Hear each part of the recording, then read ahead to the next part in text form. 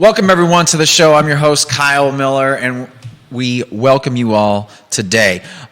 Today we are here to bring stories of people who are on extraordinary missions to improve life, to improve the community's lives, and everyone around it. And so we want to share those success stories with you all so you all can take this, use it as motivation for yourself, to either go out there and start that business, go out there and change careers, just give you the confidence to make something like that happen.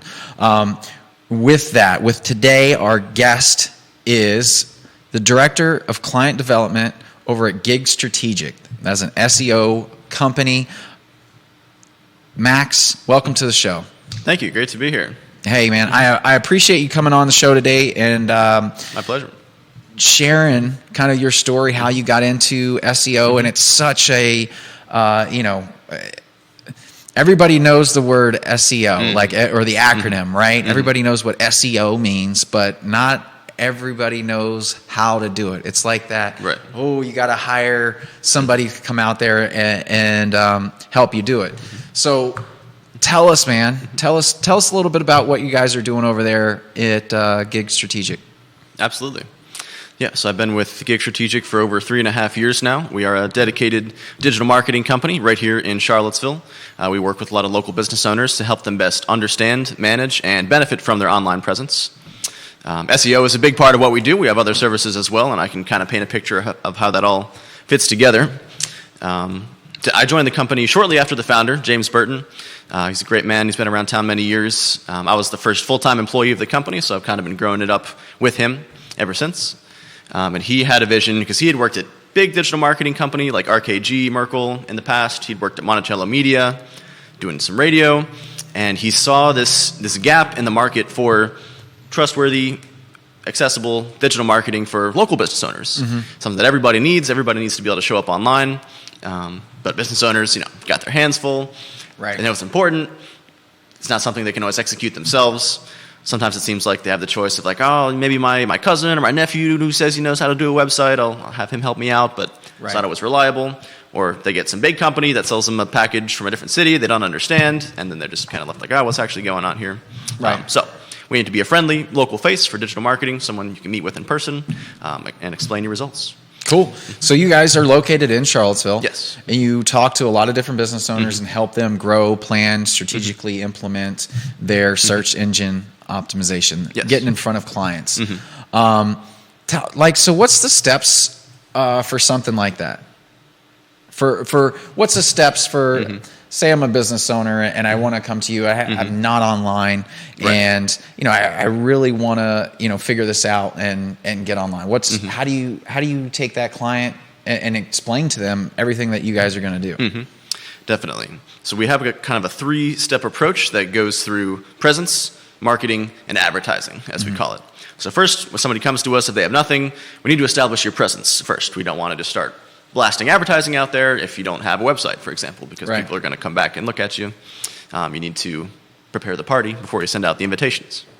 So, presence, what goes into your presence, that is simply having a website, having a Google business profile, that's huge. You see these all the time, even if you don't know the term. That is like anytime you look on the local maps and look at a restaurant and see their reviews and their menu, that's a Google business profile. Any kind of business can have a Google business profile. Okay.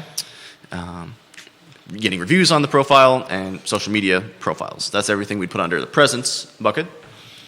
From there, we'll move on to marketing. So marketing is where you're not spending ad dollars yet. This is still kind of in the organic phase. So you're building up more content around your brand, building more roads for people to get there. This could be your social media strategy, with regular posts or videos, and we put SEO here as well. So SEO, it is something you pay for, but it's not advertising. It's something that, a clarification we make a lot, because you're paying resources to build up infrastructure for your website online.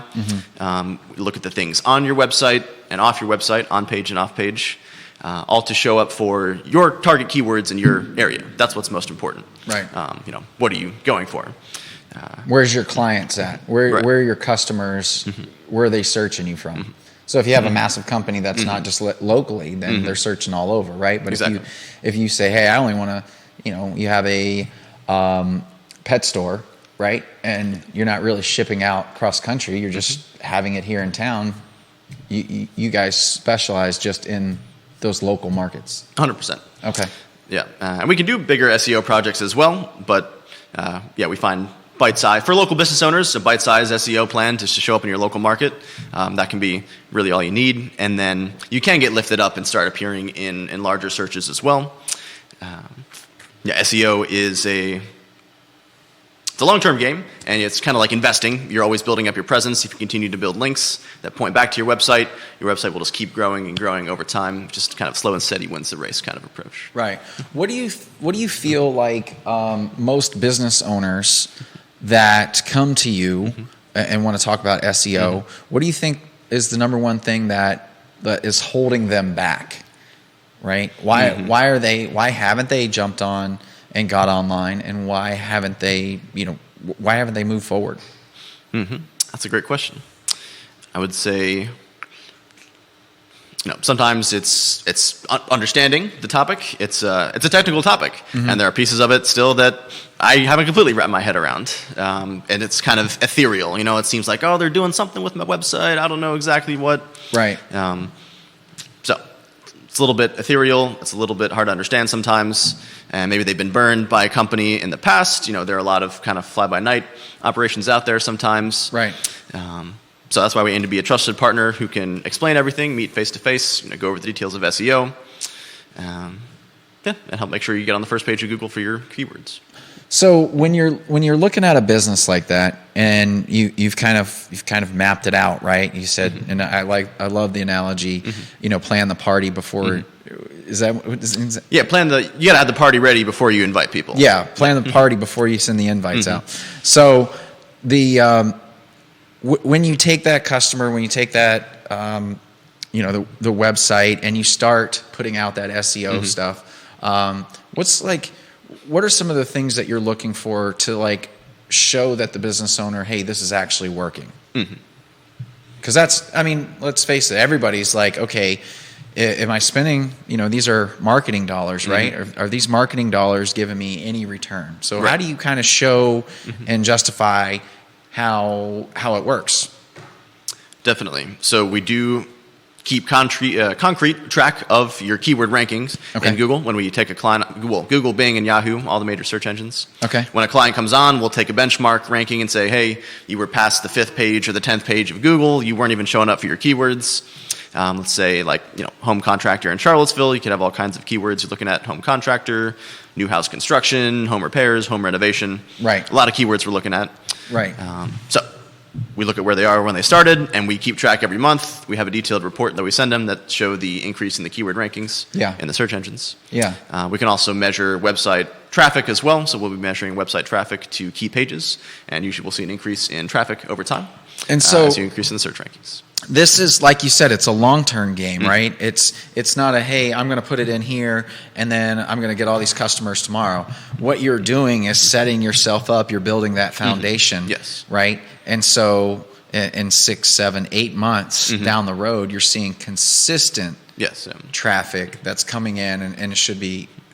So what would you say people should budget for something like this to kind of start out? And I know each business is different with, got to build a website and stuff like that. But why don't we say this? Why don't we say you should plan on budgeting for X amount of months? Right. Is that a better scenario? So whatever that budget may be, if it's $2,000, if it's $4,000, is that what they should be doing for 6, 7, 8 months? How long is the long game till you start seeing real major shifts in traffic? Yep, that's a great way to go about it. Usually, we'll see results within about 3 months, usually the first pop of results, and then continue to build up from there. And it is a little bit of a forever game, too, because your competitors, if they're savvy, they're going to be continuing to invest in SEO as well. Right. And people can, if you kind of let your foot off the gas, people might build up more content and then hop ahead of you. So you always have to be constantly vigilant. Constantly vigilant is something we emphasize in digital marketing. When you say build up more content, what do you mean by that? So if we look at a website with 1 page of content versus 10 pages of content, the website with 10 pages that details, I'm going to use the home service example again. Right. If they have a page dedicated to each of the areas the company helps with home service, renovations, kitchens, decks, basements. That's a lot of content for Google to look at and figure out, these are all the things that this company does. And it's things for consumers to read to find out about what they do. So the 10-page website is going to rank higher than the one-page website just because there's more information on it. Google will evaluate it as a more trustworthy resource. Interesting. All right. So the more information that you're putting out there, the more pages that you have, that's going to rank better for the search engine optimization. Yeah. Okay. Because ultimately, Google and search engines want to deliver high-quality sites to consumers. That's what keeps them using Google and trusting it as a resource. Right. So the best quality websites are going to get to the top. There aren't really any shortcuts anymore. You just kind of have to put the best practices in and roll a plan out over time. I mean, it's kind of like building a house. You can't just put a roof on it without framing anything. Exactly. So you got to start from the bottom, build the foundation all the way up, and then keep putting it in there. Because if it's working, why would you ever quit? Exactly.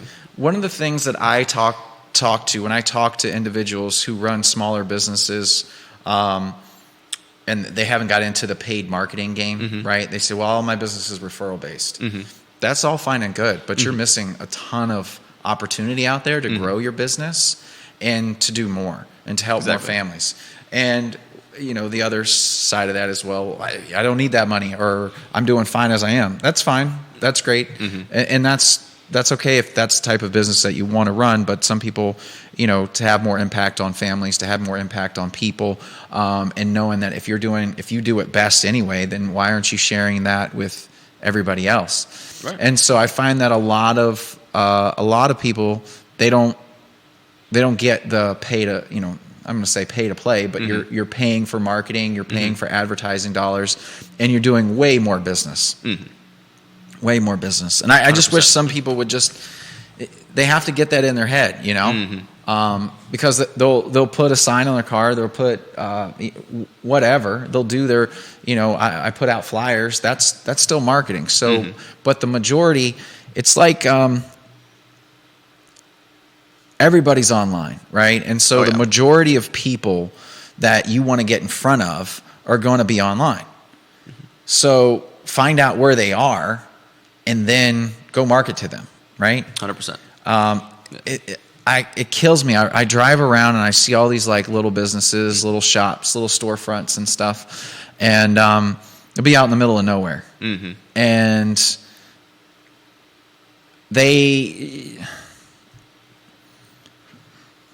I'm trying not to be specific about a business that I just recently was seeing, but I told my wife and I told my kids, I said, that business does not last, 3 months. And one, because the market it's not a very big market. And then when you're in a small town, your market's even smaller. And it's just a storefront. Right. And so they're relying on foot traffic. Right. And so the amount of foot traffic that's going by that there's no way on God's green earth that there's enough foot traffic to go into that store to be able to keep that store alive. But you start SEO searching, and then maybe you move your business online for this business that I'm specifically thinking about, and you do it that way, then you can niche down and find the people that are looking for that product, and they're all over the country, right? Exactly. Yeah. And so that's with the SEO. That's with the marketing in the websites. That's what I feel like. That's your storefront. Yeah, we talk about that all the time. Your website is your digital storefront. Sometimes even more important than your regular storefront in this day and age, because people are looking online to see places they want to go and shop even before they're out there driving around. I mean, it's like, don't judge a book by its cover, but we all judge. We all judge. Like, I'm looking at mini cows. Those little mini cows, the miniature cows. Everybody knows I have Texas Longhorns at the house, but I was looking at these mini cows and looking at seeing what type of market it was for that. And I was going on and I was looking at different websites and seeing what they were advertising. I clicked on this website and they're saying, hey, we're the best.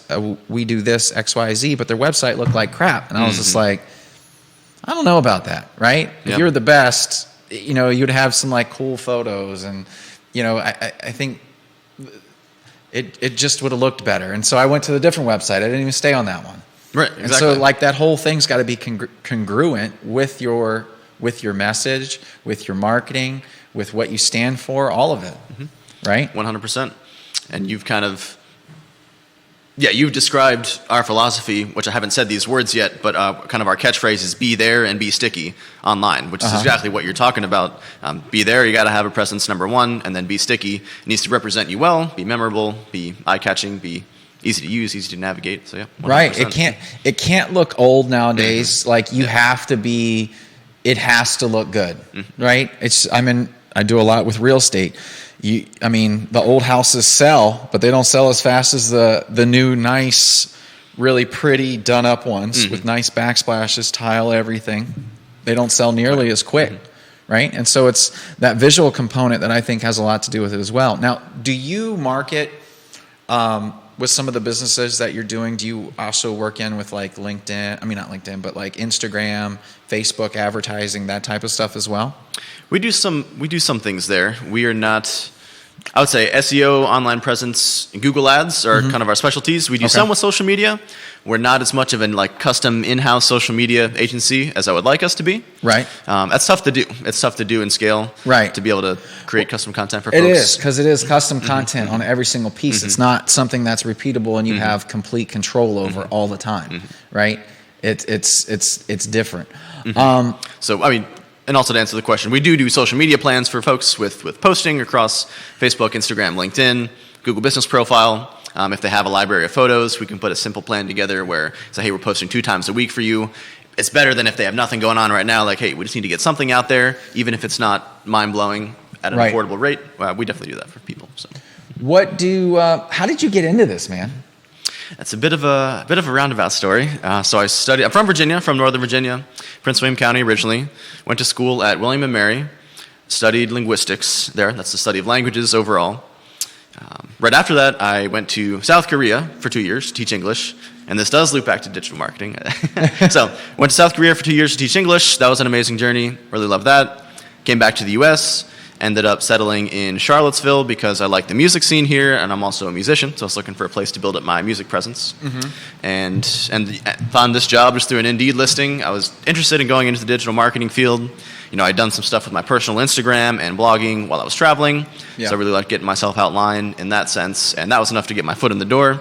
And I saw the potential and every local business needs digital marketing, so it's a great thing to be in the business of, and it's a field that.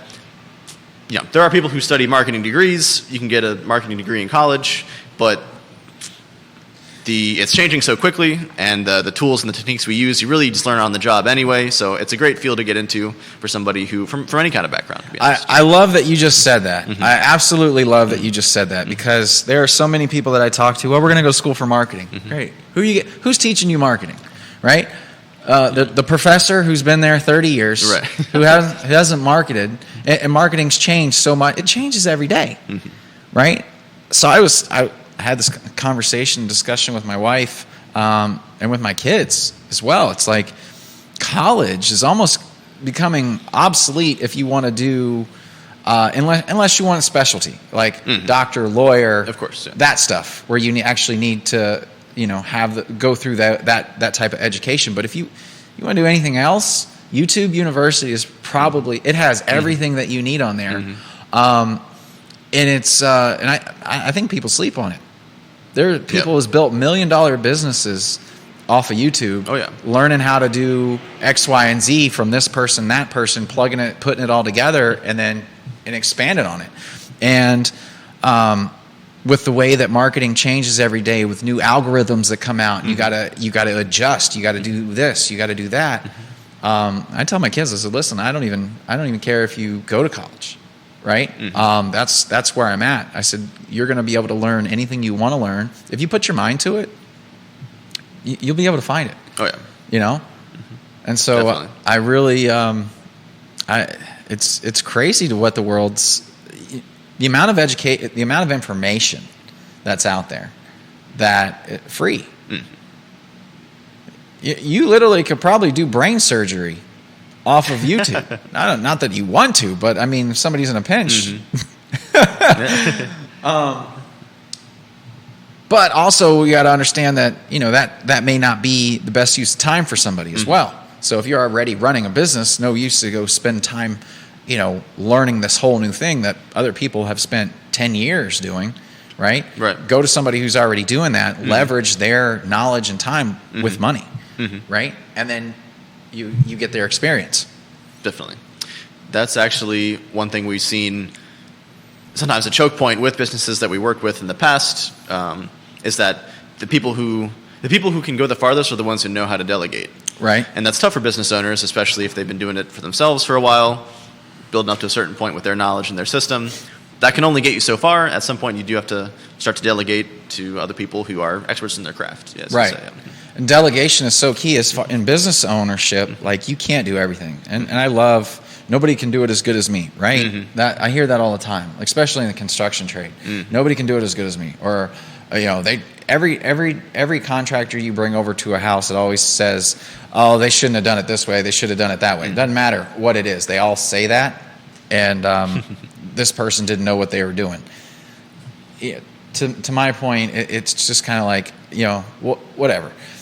But a lot of the guys can't delegate anything. Like, they have to have their hands on it. They're control freaks. They gotta, they do it, and it just stifles their growth so much, right? Yeah. And I'm a little guilty of that too, I'm sure, as we all are. And I like to put my personal touch on everything and make sure I can see it through exactly the way I like. But right. So it's something we're all working with. Yeah. I had one of the girls on my team today. She was talking to me and she was asking me, "How do you want me to do this? How do you want me to do that?" And I'm like, "Man, that's just another decision I need to make." I said, "I don't care. This is the outcome I want." Right? Right. You figure it out. That's the outcome I want. You figure it out. And so that's a form of delegating. Just, you got to get it off your plate, hand it to somebody else to do. And so it's pretty cool. You're also in a band though, right? Yes. You're a band solo guy too as well. Do a lot of stuff. Not entrepreneur, but solo. What would you call it? Solo musician, Solo musician. performing musician around the area. Yeah. So with that, I perform under my name Max Mandu, full name Max Mohr, stage name Max Mandu, and I can explain that in a sec too. But I play acoustic guitar, sing, harmonica, piano. Play a lot of the vineyards and breweries and venues around here. Yeah. Been doing that for several years. That's been great. It's one of the great areas to be a solo musician. And I play crowd pleasers, everything people like to hear in those kind of situations. So classics, modern, pop, rock, alternative. You might hear like Tom Petty, Beatles, Coldplay, Mumford & Sons, Bastille, Foo Fighters in a set of mine, something like that. Yeah. And my own originals as well. So that's great performing as Max Mandu. That name comes from, Mandu means dumpling in Korean, and the little name I picked up when I was over there. At the time I was building up my music persona. I was trying to think okay, I need a new name that could be catchy, and I was thinking about this. We were out to dinner with my friends, and we were eating mandu, Korean dumplings, and my friend said, "Hey Max, mandu?" And I was like, wait, I like the sound of that. I said I wanted something that could appeal to Koreans while I was there, and then also that I could take with me, and that just sounded fun. Yeah. Cool when I got back. So that's where that came from. I play around the area. Playing at Common House. What's today? Today's Thursday. Yeah, I'm playing at Common House tomorrow evening, Friday, the 26th. Okay. 8 to 10 p.m. And you don't have to be a member to go to that show. You can swing by and just come to see me. Okay. So that's one I have coming up. Man, so and you traveled. What was interesting, I want to go back. You said a little earlier too. You traveled to South Korea for right out of school, right? Yes. Yep. What was that like? That was really cool. Probably the biggest adventure that I've had in my life. I was looking for something different to do, something unorthodox. I knew that the world, this day and age, the world is so different for people to take different paths, and you don't always have to get locked into a career right away, right after college. Right. I like languages. I had studied abroad in Argentina for about 3 months in college. Really liked that experience of living abroad and learning a new language from the ground up. So I decided to do it again in Korea. I wanted to challenge myself because Korean is a very different language than English or Spanish. And they actually have a lot of good job opportunities for English teachers, really good market. They paid for my flight to get over there. They paid for my apartment while I was there. They have a pretty good system set up where they plug you into academies and where they just want you don't even have to speak Korean. Just be an English teacher. They want the kids to work with a native English speaker, so they're forced to speak English with them. So it was great. It's a lot of fun. The kids are great, good students, very full of life. So how... Because I've heard this a couple times, right? People doing it. I had a buddy from college go. He went to, he went to China and did it. when you go as an English teacher, right, Mm-hmm. and you don't even know Korean, like how do you go in and start teaching that? Yeah, it's thankfully a lot of the classes, like we did have some kindergarten classes, and then you do have to start from scratch. But thankfully, a lot of the classes, starting at second or third grade, they already have a little bit of a base vocabulary, something to work with that they've already been learning, so you can at least do the format. With some kids, it is really tough if they don't know anything. It's like how do you start if you don't have any words in common? You're like, hey, this is. How do you even teach the letter A? Like, A for apple, but Right. they don't know that apple sounds like that. It's like that's a totally different word for them. Right. So just a lot of repetition, a lot of apple, apple, apple, apple. Sit down, sit down, sit down, sit down like this, sit down. So a lot of repetition, but they do learn fast at that age when they're young, and their brains are like a sponge, so they learn quickly. Yeah. And we had Korean teachers there to help us as well. Sometimes that would explain in Korean. We do English, so we kind of work together like that. Okay. And you think, it was funny, you think like, okay, some of these kids, like the kind of the troublemakers, like if we could just understand each other, if they could just understand what I was trying to tell them, get along so much better, they behave so much better. But the first couple months go by, they start to speak English, and the first things they say is, no, I don't want to, or whatever. It says like, do your homework. No. So.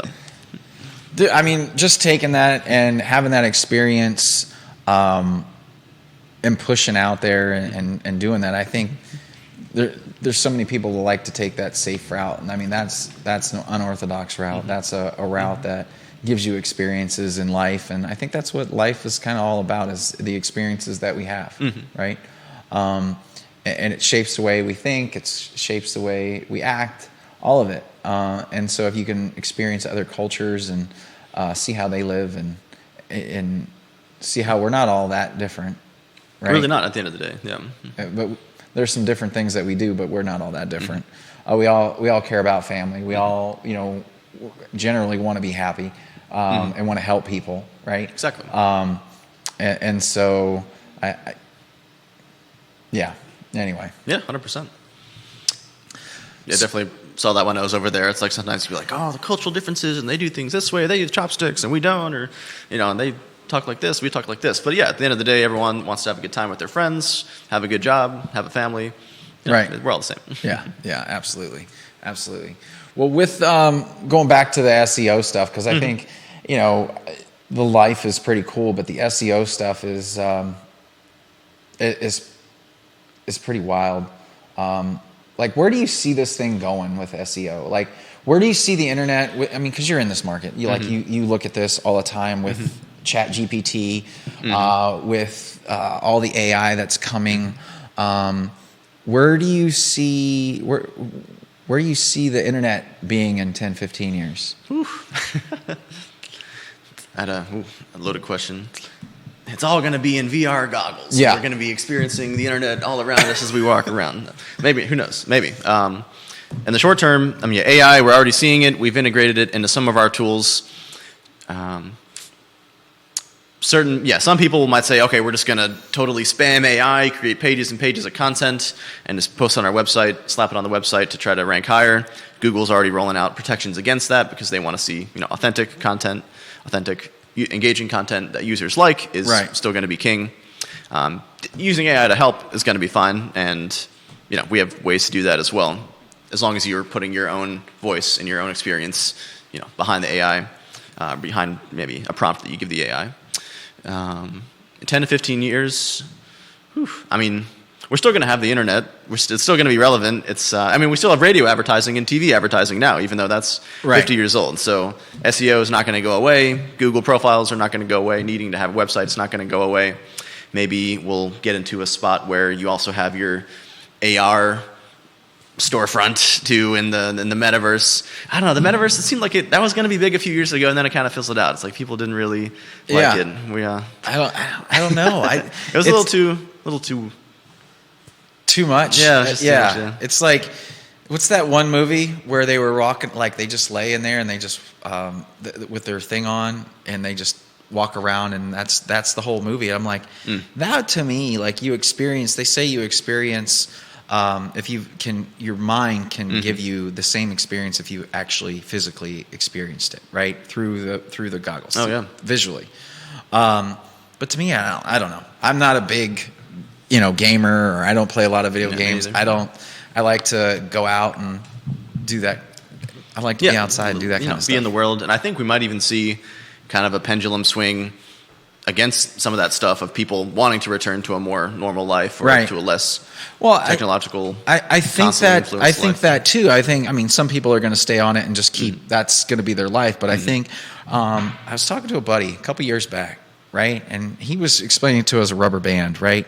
And, here's our core nucleus, family, everything.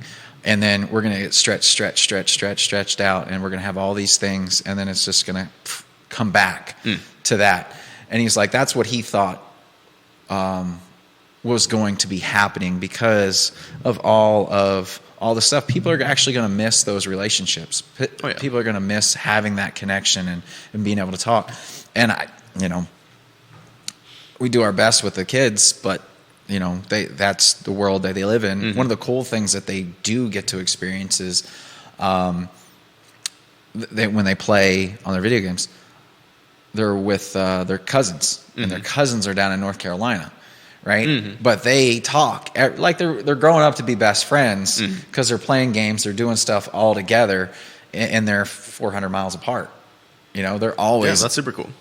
That part is cool, like being able to do the video, but like with the AI, it's unfathomable to me. Is like, how far could this go? What is even AI going to be doing? Yeah. We're going to build these robots that are going to, I don't know. I can't even think that. Yeah, it's weird what we see now, and, I've seen some kind of jokes online of AI is starting to do our writing and our art and our, graphic design and things like that, and we're stuck doing we still need to do the physical labor jobs. And wait, this is backwards. This is backwards from the future we were supposed to have, right? Right. You just never know what's going to happen. I don't know, this AI stuff with the even these robots that they're coming out with, they're making them, you see the videos of them. Literally they have them where they have like a real face, can talk to you, can have the conversations, can do anything. It's like, it's pretty creepy. Yeah. It just reminds me of Terminator. That's all it does. That's all it ever does to me. Yeah. Like, where are we going? So Max, how do, what would you say the people that you could help best with the SEO stuff? So definitely local and regional business owners who need to have a strong footprint for their kind of target area and their location. So their target niche and their location. Do you specialize in any companies that you work with, different types of companies? Like, hey, we're really good at, property management companies, or we're really good at whatever. Restaurants. We can help a lot of people. We've ended up kind of in certain lanes just because of the volume there and the need for local traffic. So home contractors and home service businesses tends to be a really good one because there's always they need to pop up in the local searches for window company near me or plumber near me.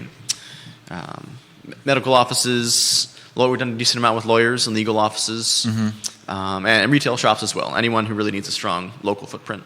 Yeah, and you're with Gig Strategic. Where are you guys located at?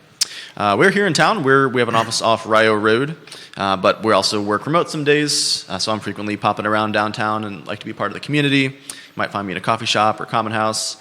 And we do a lot with the chamber as well, so we go to chamber meetings, and I try to stay plugged into other entrepreneurial communities around town too, like CBIC has a lot of really cool stuff going on, Charlottesville Business Innovation Council. Okay. So go to some of their events too.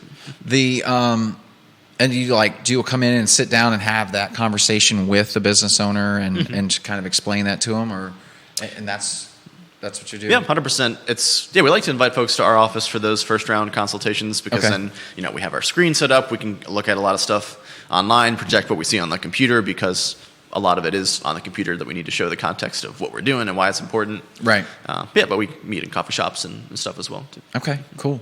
What do they look up to find you? Gig Strategic, G-I-G, Strategic. That's our company. And actually, if you look up digital marketing company in Charlottesville, we should be number one. We like to put our money where our mouth is with SEO. Usually, it can change a little bit depending on from where around town you're searching, but Okay. We are number one with our own SEO for a lot of digital marketing company Charlottesville keywords. Okay. Fill out the contact form on our website. Super easy, super simple. You can also contact me, Max Mohr. I'm on a lot of platforms. On Facebook, Max Mohr, MAXMOHR. My Instagram is MaxMandu, MaxMandu. There's some music stuff there, but I can also receive inquiries there. Or shoot me an email at max@gigstrategic.com, GIG strategic.com. Cool. Max, man, I appreciate you coming in and kind of sharing what you guys are doing over there and helping businesses in town and how you're just helping them grow. I mean, it's pretty cool to be around individuals that are helping other individuals help grow what they have built, right? So, and then essentially it's the tide rises all boats, right? Exactly. So you're helping them, they're helping you, everybody's growing, everybody's doing more business, and everybody's a little bit more happier. Oh, yeah. So that's what we'd love to see. Yeah. Well, Max, man, thanks for coming in again. Thanks so much. My pleasure. That went fast. That was great. Yeah, time flies. Guys, next week we will see you on Thursday at 2:00. Until then, have a great week. Thanks.